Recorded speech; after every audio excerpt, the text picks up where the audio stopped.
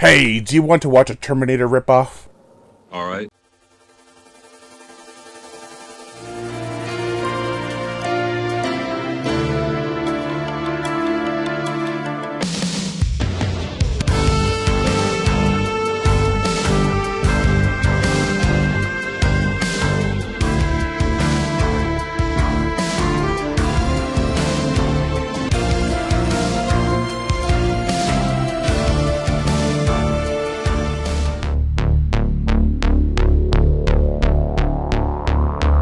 Hands of Steel.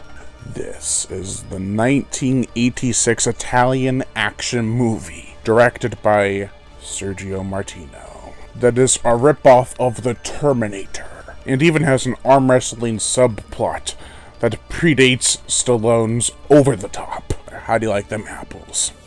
Alright. Welcome to day 6 of Director Dedication Week for Sergio Martino. But before we get into it, make sure to like, comment on, as well as share this video. Like my Facebook fan page and support me on Patreon. Even $1 a month will help keep this channel going on strong, and I greatly appreciate it. Also hit that notification bell, and as always, subscribe. Alright, let's get into this. The plot.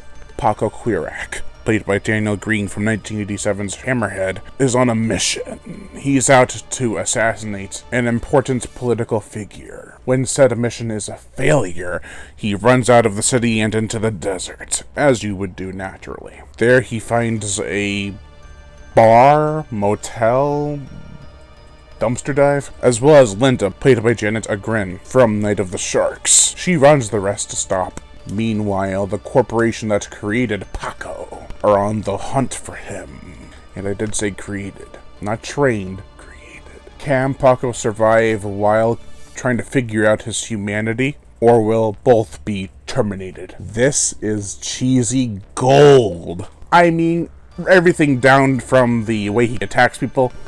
I love it. You're dead.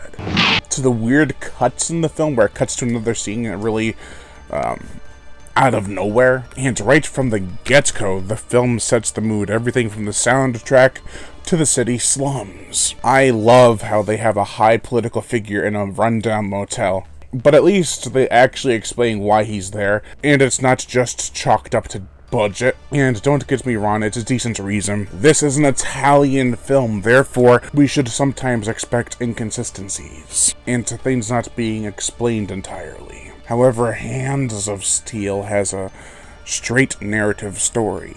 As the film goes on, it does settle down for a short bit, and while that happens, I can't help but stare at this awesome poster.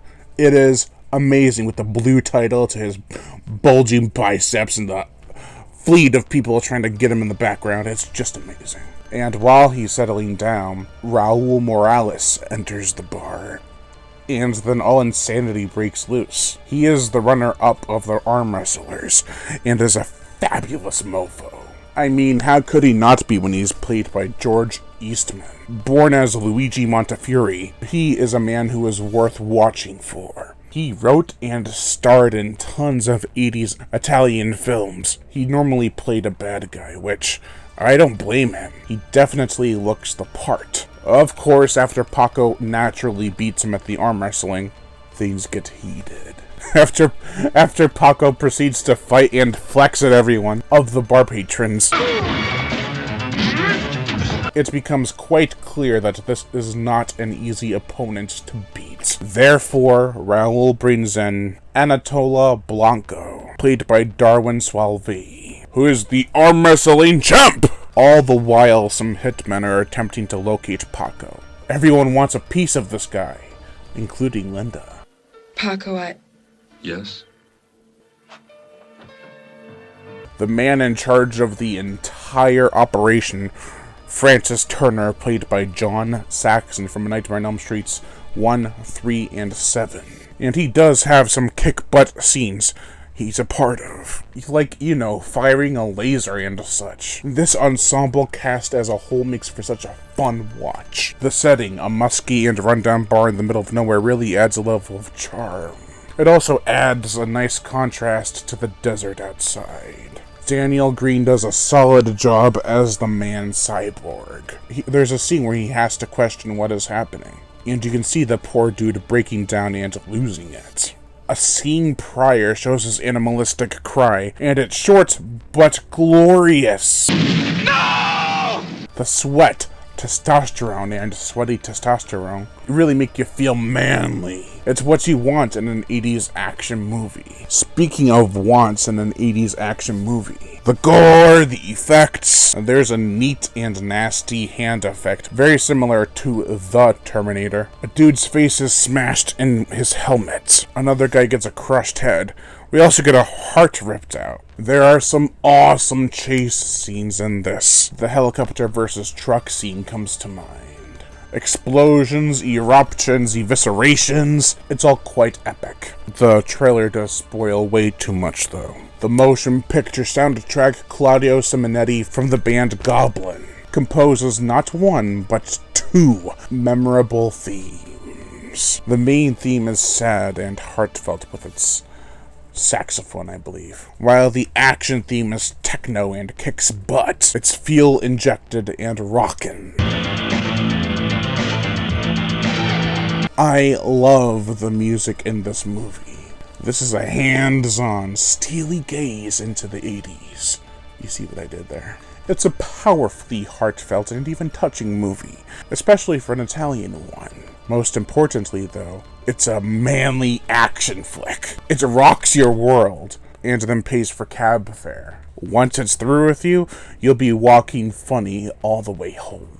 This is a no-holds-barred sci-fi action extravaganza. While it does end rather abruptly, I still enjoy myself every time I pop it into the Blu-ray player. The transfer on this is great too.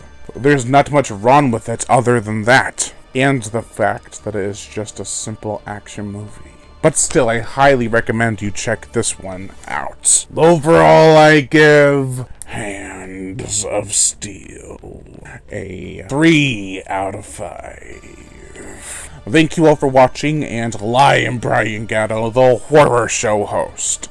Make sure to like, comment on, as well as share this video. Like my Facebook fan page and support me on Patreon. Even $1 a month helps this channel a long way, and I'd greatly appreciate it. Also hits the notification bell, and as always, subscribe!